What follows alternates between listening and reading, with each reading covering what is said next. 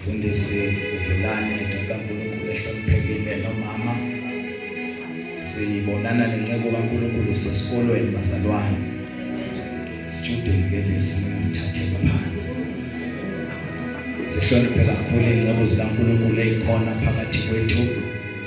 Komiti lala ekhaya amakomiti ezigungu zonke. Bandla likaNkulunkulu siyambingelela ngegama lenkosi yethu Jesu. Amen.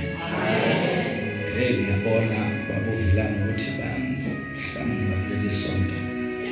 Kanti ngoba ngisafuna ukumela isithunywa. Sebangishiya labasana. Sengiyacela Nkosi kuba ngiphiwe amandla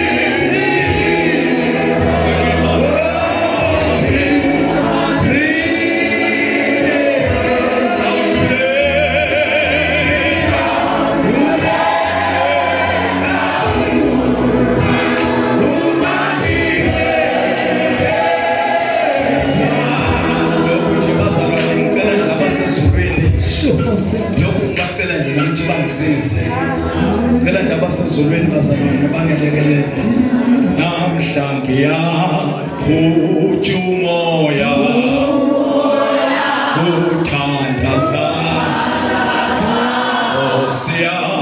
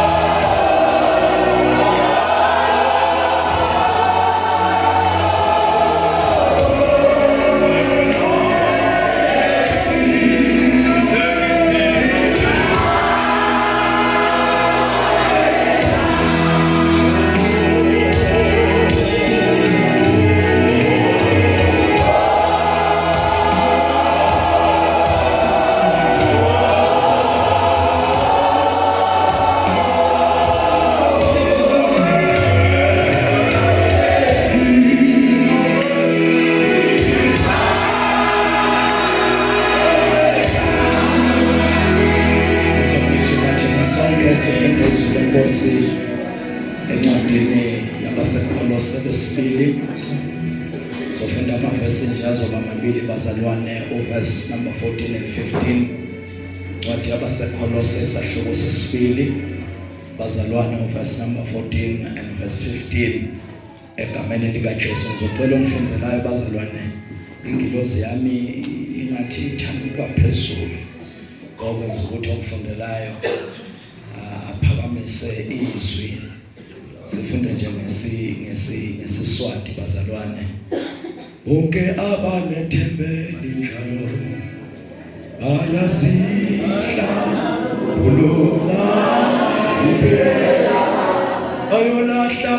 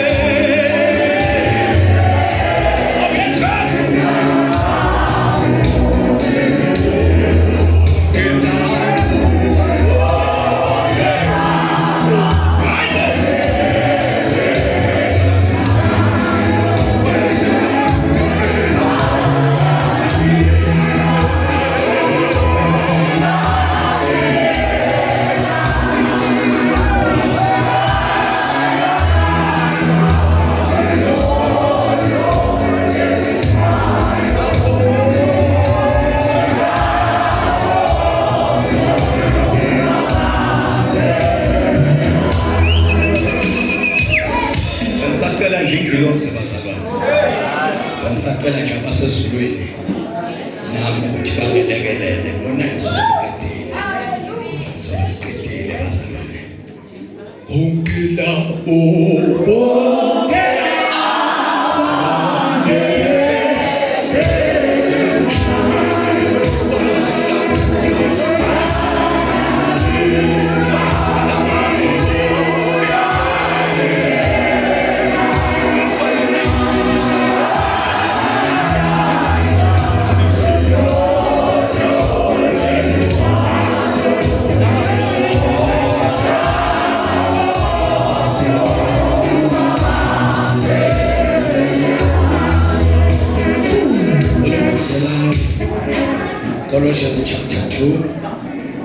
verse number 14 to 15 egameni likaJesu.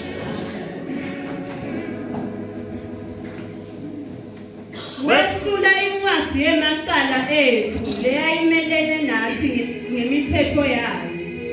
Wayisusa ngokuyibethela esiphambanweni. Babusi nalabanemandla wabemuka dikhaya. Wabathela ngelihlazo ebaleni abehlula ngaso siphambano. Ake simemezele bazalwane ebusuku egameni likaJesu sithi yesuli incwadi yamacala ethu. Alibonge igama likaJesu. Haleluya. Incwadi yamacala ethu yesuliwe. Sinikwa nje bazalwane sihlwa sinikwa nje isihloko kubhalwe ngesingisi sithi we are proclaiming freedom for the slave. Simemezela inkululeko kwabagqilazeleyo. Alibonge igama likaJesu. Singakangeni nje bazalwane ngokulandela umbiko ovela kuNkulunkulu.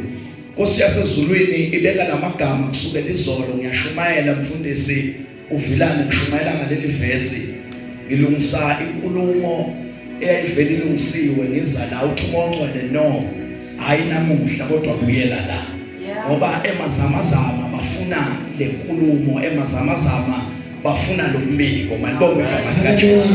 Ma ufunda incwadi kaGenesis wesibili noma uchapter 2 sithola iaccount bazalwane la khona uNkulunkulu edala umuntu. Ma edala umuntu uNkulunkulu umbeka endaweni kahle. Ma bengasebenzisa ulimi lwesingisi umbeka endaweni enakho konke plenty. Okusho ukuthi umuntu mayehlezi la bekwe khona uNkulunkulu akesweli. In addition ke bazalwane lithi iBhayibheli uNkulunkulu wayevakashela umuntu njalo ilanga maliyoshona. Abese umuntu uhlangana noNkulunkulu. Ngamanye amagama eqaleni uma umuntu ebekwa waba umngani noNkulunkulu. Malibonge igama likaJesu. Ngamanye amagama umuntu waba nobudlelwano obuthile noNkulunkulu. iBhayibheli lithi inkosi yasezulwini masingakhuluma siswati esihle yakapholoti ukuthi njalo malehla thambama ilanga behle nje abasezulwini badilike baye eEdeni bayohlola umuntu ukuthi ngabe umuntu uhleli kahle yini. Kube khona nje into abangayisho abasezulwini bekhuluma nomuntu. Kube khona nje into umuntu angayikhuluma nje noNkulunkulu bakope labantu ukuthi kungabonakala ukuthi inafa sinafa. Abasezulwini baphinde babuyele emuva ngoba umuntu wayelobudlelwano noNkulunkulu. Malibonge igama likaJesu. Lapha eEdeni ebudlelwaneni there was no shortage, there was no lack. Into nje ishoda kwakukuthi ntambama mase thambama ilanga bese nje kwehla abasezulwini bathi sidedele isitabo sobukhosi sesiyehla sesiyamuntu.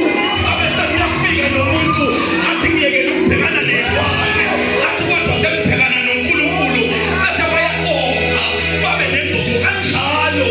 Abasezulwini babuyele emuva asala umuntu ane-glory ashayina azothi uDavid 34 verse number 4 athi ababheka kuye phezulu ubuso babo bakhanya abisoze bajaba. Amanye amagama bazalwane ababheka kuJehova baba njengaye wabheka yena uba njengaye wabheka inhlupheko ufana nayo kodwa wabheka yena ufana naye. Lento yenza ukuthi uAdam noEva bathi noma bengayiboni ukuthi bahambaze yingoba babheka iglory bese bathatha le glory kuya kubo. Awumbheki uJehova usale unjalo, awumbheki usimakade izinto zakho yifana wabheka yena ufana naye. Haleluya. Ngasho ukuthi kulento ekhona menzela konke lokhu lentela ekhona ngiyabheka. Awuthule esontweni. Amen. Lentela ekhona ngiyabheka. Mawufunda uchapter 3 lithi iBhayibheli yakhulekela isazi isikhathi sifika kaJehova. Hayi Nkosi yami. Uthi uMpostoli Pawula balele bandla labaseFeso uthi qinani enkosini nimelane namaqhinga. Ya understand isikhathi sokufika kwabasezulwini yafika qala. Maybe nge-advocate yabomake makufikwa lapho, because many preachers bathi isono sangena ngo-Adamu, hayi sangena ngo-Eva, kanti isono sangena ngo-Adamu. Njenge-Bible scholar siyoxoxa ngelanga uzombiza kwavilana.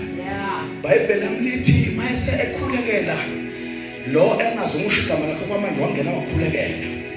Ma ekhulekela chapter 3 wakhulekela makathi ekhaya wathula ubaba wekhaya, kwathiwa ekhaya wathula ubaba wekhaya, ngoba kuyingozi ukuthi kuthiwe ekhaya kuphuma ingane bese kuphuma nomama, kanti makuthiwa eMamba kubiza umnikazi wekhaya. Yathula indoda yaze yafika le ndoda ekhulekelayo. Bible lami liveza clear ukuthi babe ndawonye. Yafika le ndoda yaqala inkulumo yathuthela uNkulunkulu ushilo yini. Angazi uEva kwakunani ekhanda, wabheka umyeni wakhe wambona ethule, wathi ulungi kube nesihambe ekhaya sikhuluma singaphendula. Wasiyaqala sokuyaphendula lithi Bible wathi yeshilo uNkulunkulu wathi sadla lapha angeke phambe lapho ayikhona, angeke ninganife kodwa nisofuleka amehlo bese niyakwazi ukwehlukanisa okubi nokuhle. Bese ethi Bible wathi uEva ebona lokho wabona ukuthi kuhle ukuthi athathe lesi sithelo asihle. Ma esithatha lesi sithelo iBhayibheli lithi wakha wadla wanika umyeni wakhe. Akusho yomcinga njengoba sihlale sisho sithi uAdamu wayehambile noma bendawonye, kuthiwa wakha wadla wanika umyeni wakhe. Yaqala inkinga sinjenje bazalwane nguAdamu, ngoba bewaphakama kwaphakama indoda yakhe yokukhulekela ngwazi ngoba kanti awa lasezulwini azofika ngalo mdala akwazi ukusabela, kodwa enza mtshela khona bengiyakuthi uyele emuva Sathane ngoba awufanelanga ungena, ngoba ungenayo uzofika ngo-3 ntambama ezosibingelela. Yathula indoda. Indoda yahamba kusukela lapho nasebandleni noma balamadoda inkinga yahamba kusukela lapho. Kuthiwa ngizogcoba umama uBishop wena hamba nani kangaka. Ngibonga igama likaJesu. La chapter number 3 bazalwane, Bible lami lithi ma esedlile osifazane wanika umyeni wakhe badla, kwasho ukuthi i-hour lasezulwini lokuvakasha alishintanga. Mayi hour lingakashintshi kwasho ukuthi laba bazovakashelwa kunento esukile. Noma uNkulunkulu i-hour lakhe lokufika kuwe lingashintshi, kodwa qaphela into esuke kuwe, ngoba noma evakashela uNkulunkulu kunento ezokwenza ningahlangani, ngoba uma efika uthola ukuthi kunento esisukile kuwe. Lithi iBhayibheli bahamba baqasha, mase beqashile owesilisa nowesifazane yakhulekela yasezulwini yezwakala ngezigi khulekela Adamu kuphi, ngoba iyasinika lento othi umyalo wawungakanikwa nombane, kodwa wawunika inhloko yekhaya ukuthi Adamu akhona ukukhulekela okhona usabela wena mntana. Ithi indoda Adamu ngilapha Nkosi, kuthiwa uqasheleni ngabe usudlile yini, uthi lo mfazi omnikela kaphela-ke masekhipha i-decree uNkulunkulu uthi ngoba ulalele unkosikazi wakhe.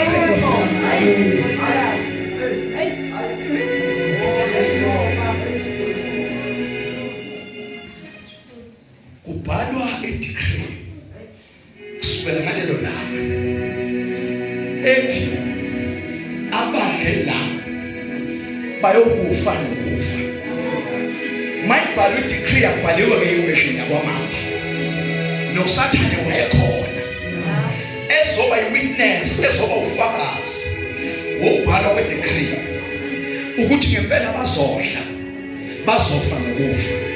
Mayibhalwa le decree kunoSathane iversion yakwaMamba, wacela ikhophi yakhe ukuthi abe nayo. Le decree la kuyo kubhalwe into ethi bayawukufa nokufa, because sebadlile kwasuka inkazimulo. Le decree wayihoshula uSathane, wayihoshula endaweni yayo, wahamba wayosimangalela ngayo kuNkulunkulu. Wangaba nachance uNkulunkulu, ngoba uNkulunkulu akakhuluma siphikise. Wangaba nachance, kwafanele ukuthi uAdam ngempela akafe nokufa, noEva akafe nokufa, ngoba bazoshintsha umqondo baye kulesihlahla sokuphila kwaphakade bakhishwe endaweni. Sinjenje bazalwane ngoba sisuke endaweni yethu. Ngaphakathi la kunendaba sikaNkulunkulu la kufanele ukuthi ngabe kune solution yeSwatini yeSwaziland noma ngabe kune solution yeAfrika, ngaphakathi ianswer zifunda ngaphandle. Abangaphakathi babhula ngaphandle, nabangaphandle bafuna ukungena ngaphakathi.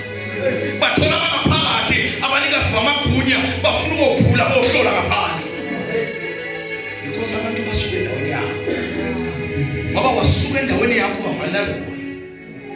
Nikhona abantu emvuselelweni. Basuka baphuma kwiglory kakhulu. Bayibhele lamlithi kulo wesifazane kwakhulunywa into. NakuSathane kwakhulunywa into. NakuAdam kwakhulunywa into. Kodwa nje abenqale ngoAdam uphambanisa lento. Uthi uNkulunkulu njengoba wena Adam ulalela umkakho, umhlaba uzovela meva. Usho ukuthi umhlaba uqala ekuseni. Akufuna ungena kuyo theology leyo, kodwa nje ngifuna ukushiya lapho. Uthi uyokudla isithukuthuku sakho. Isho ukuthini lento ngamvilane?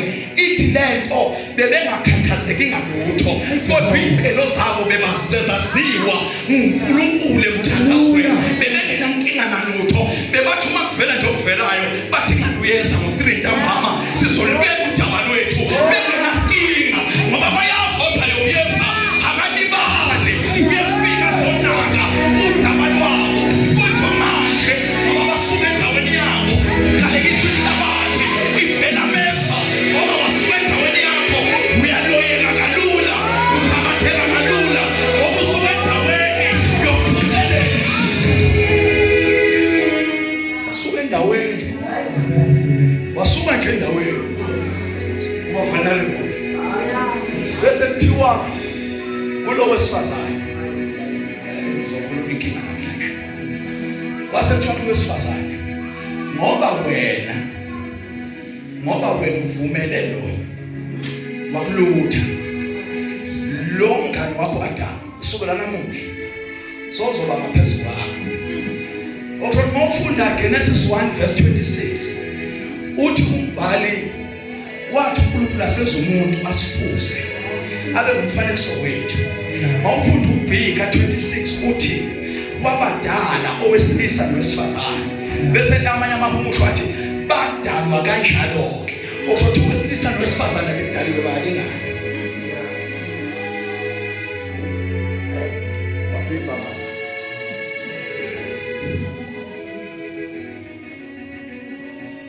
Kodwa ngenxa yokuthi uvumele lo wakholela lapha, lona ke yena sozoba inkosi phezu kwakho. Ithini ngalento yasezulwini? Lento yasezulwini ithi nina benyuza kimi ngiyinkosi yenu, kodwa manje kushintsha hierarchy lo seyinkosi kuwe. Ithini lento iprofeti uIsrael, uNkulunkulu eyinkosi yabo, bahamba noNkulunkulu isikhathi sonke, kodwa ngenxa yokuhlubuka bashintsha abayifunela inkosi. Usethi ke uNkulunkulu ngizoyibeka inkosi phezu kwenu kodwa izongicindezela. Yonke into eyenzeke ezweni likaNkulunkulu, uNkulunkulu phesha thina, asipheshe singasaphesheki. Yonke uNkulunkulu ayenzayo akusinto yeqebo lakhe kodwa uphesha umuntu. Usethi kulesilwane nento ngizoyikhuluma futhi ebhayibhelini. Ngizokuthola kahle kusasa ngazamanje. Amen. Samsedlala nje. Kunento ekhulumelayo ebhayibhelini thiwa njengoba wena ungenela ekhaya wadala ichaos phezu kwazo zonke ilwane eyikhona ngizonquma inyawo zakho bese ngidala ubutha phakathi kwakho nenzalo yowesifazane. Sekhona ngizodala ubuthi phakathi kwakho nenzalo yowesifazane bese uhamba uhuma ngesisu udle uthuli lomhlaba insuku zakho zonke zokuphila. Umbuzo uthi vele ianaconda vele inhlwathi idla uthuli cha inhlwathi nje izoqamba. So sekukliye ke bakuvulana ukuthi le ndaba is not about inyoka kodwa uMoses mayithola le sermon uNkulunkulu wapersonalize inyoka ukuze sizoba nesithombe sika Sathane ma ezothi uNkulunkulu inzalo ke wesifazane iyokhoboza ikhanda lakho eprofeta ngokukhipha yena uthi wadabula amasiwehla esona umuntu esukile endaweni yakhe wambeka endaweni kaNkulunkulu. Amanye amagama uthi wena Jesu uzovela ngalo wesifazane, wena Jesu uzovela ngalaba bantu, wena nyoka uzobonakala engathi uhlakaniphile kanti inzalo yakhe izokhoboza ikhanda. Simela abazalwane inyoka inamandla, isitha sinamandla sakhotshozwa ikhanda uJesu. Hayi sesale bazalwane sinyathela nje ngamandla ngoba isitha sakhotshozwa ikhanda. Balonke igama likaJesu. Udivise strategy uNkulunkulu ma edivise strategy yakabanga iversion yakwaMamba phumela ngaphandle uSathane amahle babheke phansi akhambe kahle. Uyaphuma noAdam noEva amahle bela khona bheke phansi lo yothatha khona lakhe lo yothatha khona lakhe mabahleli lapha isitha siqaphela inzalo yowesifazane. Yingakho uJesu mayezalwa 2 years behind yena and 2 years abangaphambi kwakhe babulawa. Wasala uJesu engenabo abantu azodlala nabo because kwakubulawa inzalo yowesifazane. Ma uJesu elengemthini kubonakala into ukuthi no lo muntu afanelanga lengemthini akakhandwe ngamatshe abulawo. Many times malithi iBhayibheli babecabanga umkhanda ngamatshe bese drive lenyumuka bese uyaphuma uyahamba ngesikhathi sakhe singakefiki. Abantwana sekhona bazalwane ngoba isikhathi sakhe sasingakefiki ngoba ngapha ekhoneni elinye kuphethwe incwadi kunophethe iphepha bazalwane uzoshumayela naye kunophethe iphepha uzoshumayela just a paper egameni likaJesu. Amen. Naliyamake leza. Oh praise Jesus. Kunedela shona bafana. Kansile.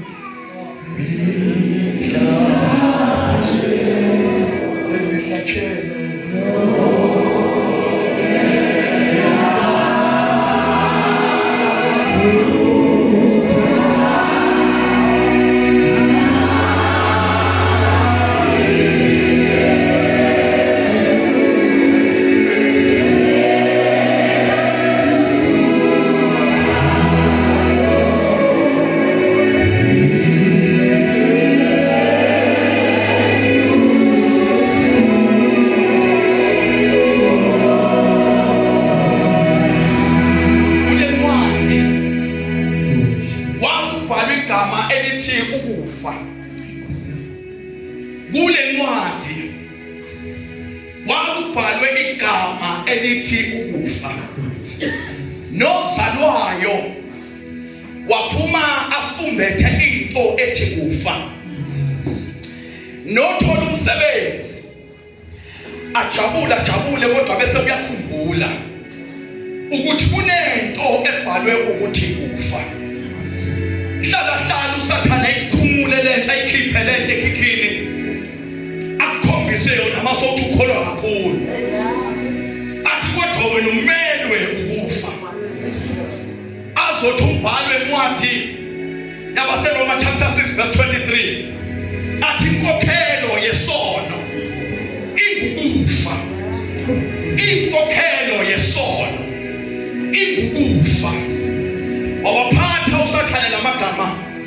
Ngiyamcabangela baba uNkhulandle waya kuNkulunkulu. Wathi lo ngamnika uAdam 900 years. Kodwa umele ukufa. Lo ngamnika unkosikazi. Kodwa umele ukufa. Lo ngamnika lo msebenzi awufunayo. Kodwa yena umele ukufa. Yabhalwa lencwadi. Kodwa ngithanda amagama akhulunywa nguPhostoli Paula akephi isipho sikaNkulunkulu. Esivela ngomusa esingiKristu. Ngaye bazalwane le ncwadi isimangalelayo. Le ncwadi eme isimangalela uNkulunkulu. Kwadilwa nayo malibonga igama likaJesu. But now kunento engifuna ukuthi ngiyichaza singakehlukani. Mawufunda izwi lenkosi encwadini kaIsaiah chapter 59 kunento bazalwane evezwa uNkulunkulu. Uveza amagama athi uNkulunkulu isandla sami asifinyeziwe ukuba singasindisi. Ngwaphendela amagama isandla sami asifinyeziwe ukuba singasindisi. Mhlawumbe waphinde ukugcina isandla sami asifinyeziwe ukuba singasindisi. Ngamanye amagama kwase kwagulwa iobligation yasezulwini ukuthi isandla sikaJehova seluleke bese sisindisa abantu. Make kwaba nestroke kufanele ingalo kaNkulunkulu yeluleke kusindiswa abantu. Makuko kwaba necancer asikhulumi ngodokotela kodwa sikhuluma ngesandla sakhe okufanele ukuthi seluleke ukuze kusindiswa abantu. Okungathi noma belele esibhedlela mangabe ingalo yakhe yeluleke kuvalwa amawadi ngoba isandla sakhe asifinyeziwe ukuba singasindisi. Kanjalo makuthandazwe alliance into ithi fanele indlebe yakhe ivuleke ukuze umthandazo yabathandazayo. Amanye amagama make abathandazo imandate yasezulwini ukuthi avuleke indlebe imthandazo izwakale. Amen. Bazalwane hamba nami. Makugulwa akhulunywa ngesiwasho kukhulunywa ngesandla. Jehova. Hallelujah. Makugulwa akhulunywa ngamanzi abusisiwe kodwa kuthiwa isandla. Awujika lapha enhlangano ubhekane ngakithi kunesonto. Kodwa makugulwa akhulunywa ngeoyili. Ukhulunywa ngesandla.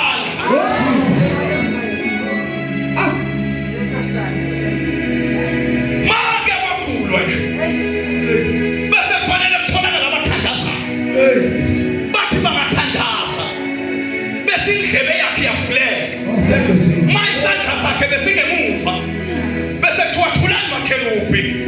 Kunento eyenzeke emhlabeni. Kwenze njani kuyagulwa. Kwenze njani kuyathandazwa. Bese isandla sakhe siyavuleka. Sesiya-addressa inkinga. Sesi-addressa isimo. Ngoba amandla lesandla umsebenzi waso ukuthi ogulayo asinde. Hayi bazalwane nisekhona. Uthini kanijawaphe? Ukhona yini ogulayo phakathi kwenu? Akabiza amalungu babo amemezele isandla abesiyathandazelwa ke lo abesugcothwa ngamafutha ngoba amafutha isimboli kamoya ongcwele abese uyaphila noma benzile izolo ezinjalo abesuthethelelwa zona. Uthike ubhale akwenzeki konke lokho naseDamaseko nase-Alliance akwenzeki nase-Church of the Nazarene akwenzeki nase-Assemblies of God akwenzeki. Kungena abantu begula baphume benjalo. Kungena abantu bethandazile babuyele emuva benjalo. Phela kube bebuya ngama-626 owahambayo ngabe dala iminyango yavuleka. Kodwa kunento efuna ukuzokutshela yona namhlanje. Uthi number 2 kodwa leli verse kepha ububi benu busithile amehlo ami nendlebe yami ukuthi ngezwa. Ake ngithi bazalwane, isono singumthakathi omkhulu wempilo yakho ngaphandle kwabathakathi, kodwa isono singumngilazi omkhulu wempilo yakho. Ngeke wakhululeka esonweni, usukukhululeka nasemandleni abathakathi, wakhululeka esonweni, ukhululeka nasemandleni abaprofeti, ngoba isono siyigate labathakathi. Abafuna wena abathakathi bayazi ukuthi uyathandaza, bayazi ukuthi uyakhuleka, kodwa ngoba bayazi uthanda umdiso bazofuna sawuthi bakushaya nemali bakufumbathele. Number 2, isono siyakwenza ukuthi uhlukane noNkulunkulu. Sithi sinawe la, sithandaza nawe la, sikhuluma ngeilimi nawe la, kodwa lento yesono iqubuke ngaphakathi kwakho. Ake ngathi bazalwane, ngelinye ilanga mina ngeke ngilobe isayona.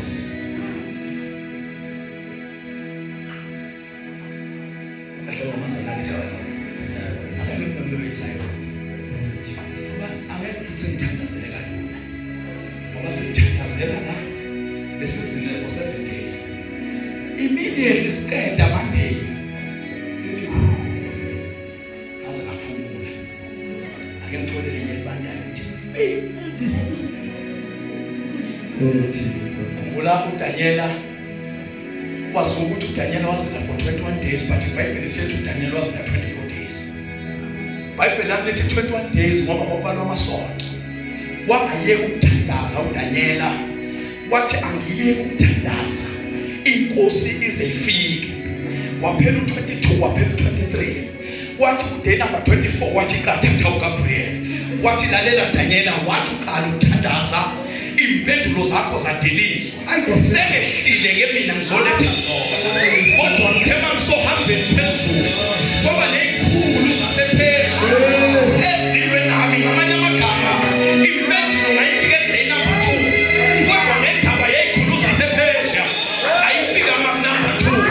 Mhlawumbe ngabe ifika eday number 5, kodwa ngenxa yesikhulu sasephezulu ayifika eday number 15. Kodwa Daniela yini indaba uGabriel athole, ngoba na 21 days udlalile. Ngizomemezela umzalwane namhla othi sengithandaze ngaze ngakhathala, ngizothi mina hlala kusaliwe emkhathini, bakusaliwe emkhathini ngilindele wena. Hlala endaweni yakho, hlala endaweni yomthandazo, linda usimakade, ngoba ongathandazi akakwazi ukubana naye. Hallelujah. Awunesekhona bazalwane. So ke isono siyayikhatha lento yakho lokho. Kodwa sekhona abantu abahlala phansi la. Kuba yakho masahlala phansi. Umthandazo wami yiwo Nkosi, mthandazo wami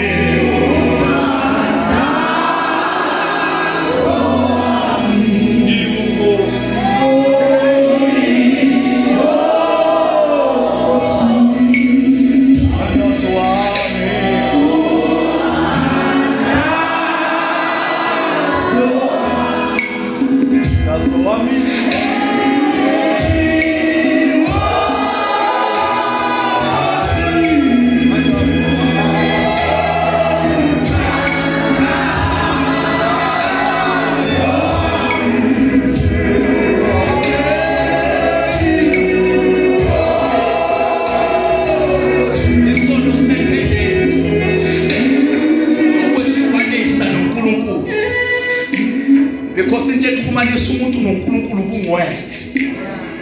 Kodwa isono sine tendency yokuthi uma sesifikile sekugqilazi, ngoba umuntu mayehamba nobungwele kuNkulunkulu usuke ehlangane noNkulunkulu ngobungwele. So na uma uhamba ke noNkulunkulu indlela ayibisaba ngeyakho, kodwa indlela iba ngeyakhe. Athi umhlabelele lapho engihola, athi athi mina ngiyawulandela athi 91 akavumi unyawo lwakho lushelele ngamanye amagama inkinga phambili ibonwa nguye ukuze wena ungabi nenkinga ngoba mase unenkinga bona yena makunesikhebe sibe sekuvala yena athi kumhlabelele la kumhola-ke mina Jesu ngiyamlandela bathi abaseziyoni ngiyamlandela lapho uyakhona kodwa mna kwanqamuka lento yokugwele kwanqamuka i-connection abasezulwini bayahamba bemi ngoba abasezulwini basohambeni bese ma i-connection ilahlekile uhamba ubhakaza kufika abadayisa u-oyili uthi nalokhu kuyasiza kufika abadayisa amanzi uthi nalokhu kuyasiza kufika abathandazela ngemali uthi nalokhu kuyasiza yini indaba isono sikwehlukanise naye kodwa ngisho uJesu uthi wozani kimi nonke emkhathalele umsindo emthwalo mina ngizakuniphumuza abathi noma bevalelwe emgodini bathi wozani phakamani niyosebe badala ngiyamnethatha nasekukhaleni benu mina ngiyamnethwala sono siyaweza bana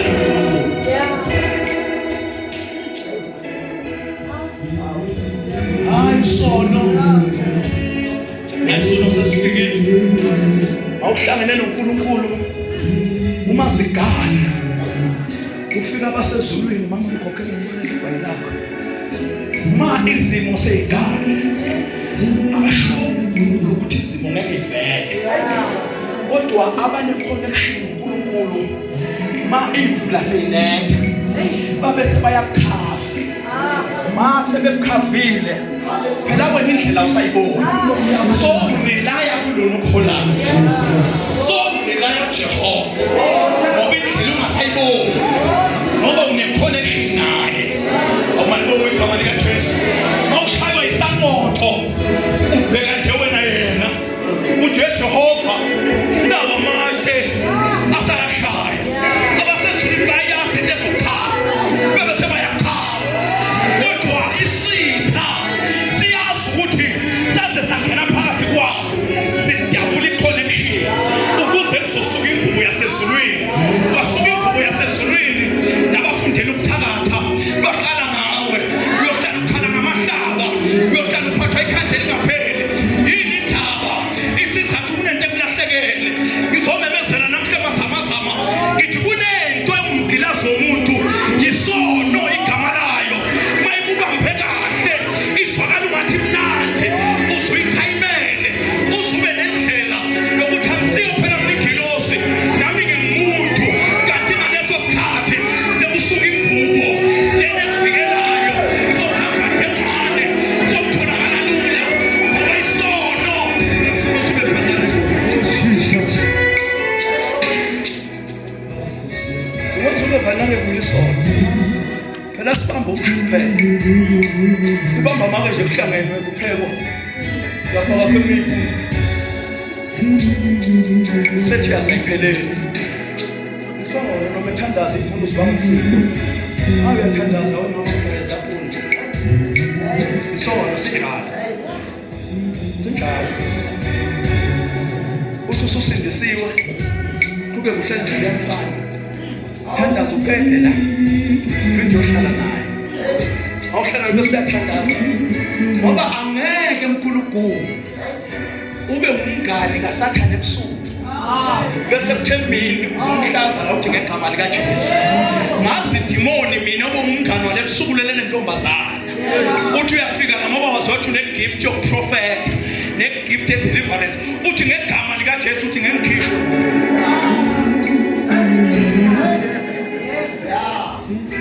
uyaqala ukumbona lo muntu ngosophongolo ithi kodwa mamba angeke mhlobo wamikhisho hlabela ngiyabheka idimoni ngiyabheka ngikuyekele bahlabele baze baqede bakhathane uthi ngegama likaJesu lithi benginawe emazamazana inkosi yami walahlekelwa ingubo uyena walahlekelwa ingubo akuhambeki walahlekelwa ingubo wethemba nokungethembisi walahlekelwa ingubo ulala ngisho ematsheni kunabantu abashiya imibhede yabo batshelwa ngabaprofiti kwathiwa bangalala etsheni for 7 days indaba ingubo yasezulwini le emkhafeni yasuka nale collection kaSmamba yasuka Bible lami lithi ke bazalwane Bible lami lithi kuphakanyiswa nencwadi yesitha yasimangalela imihla namalanga ufuna nje ukulanda lento yokuthi isono siyakwenza ugqilazeke isono siyakwenza ukuthi uhlabelele nathi ushumayele nathi upraise nathi sintercede nawe kodwa sikudle njengempehla sikudla njengempehla kancane lapho siyokudiliza khona kumthwalo omkhulu kumbi kuthiwa lo mfundisi wayeshumayele mazamazama usewile ukuwa kwamphela ngekufane nokuwa nje kwalengane ngoba le mpehla ifuna labo bangathi ukudilika nje bakuvilane kuyozwakala umbango wonke ukuthi ukudilika enkulu ngapha injalo le mpehla kodwa ngizwa umpostoli Paula ebhalela uTimotheo uthi munye umlamleli phakathi komuntu munye bazalwane umlamleli phakathi komuntu noNkulunkulu sesiyathandaza mazamazama munye umlamleli phakathi komuntu noNkulunkulu angaphindela amagama mawusugilazwa isono munye umlamleli phakathi komuntu noNkulunkulu khona lo lokufundelayo sengihamba egameni likaJesu sengihamba ufunze make funde nje umathi isithunywa sami sinenkani ngoba sengihamba kodwa munye umlamleli phakathi komuntu noNkulunkulu noma bebefuna ufile noma ufune ungayiphambili kodwa kunento elethwa uJesu eyiletha uNkulunkulu incwadi ebhala amacala akho kunencwadi ebhala amacala akho mhlawumbe wakhipha isisu imfihlo yakho angizile ukuzokujaja angizile ukuthi woza la uzophenduka kodwa ngithi hlambuluka ngoba lencwadi ibhaliwe uNkulunkulu uyifunda njalo mhlawumbe abashadile abakhona la endlini bake bahwaphuluza ngaphandle kodwa ngizile ukuzokujaja ngizothi ukhona uNkulunkulu ongatima igama lakho kunencwadi emangalelayo mhlawumbe wangena kabe emsebenzini okuwo igama lakho libhaliwe kule ncwadi kodwa munye umlamleli phakathi komuntu noNkulunkulu umuntu uKristu Jesu uyakhulula abantu akakhululi ngosawoti akakhululi nesihlabathi somfula akakhululi namaseshi akakhululi ngezaphatho kodwa ukhulula ngegazi athi bonke abamukela ukholo banikwa amandla negunya lokubizwa ukuthi bangabantwana bakaNkulunkulu munye funda sesithandaza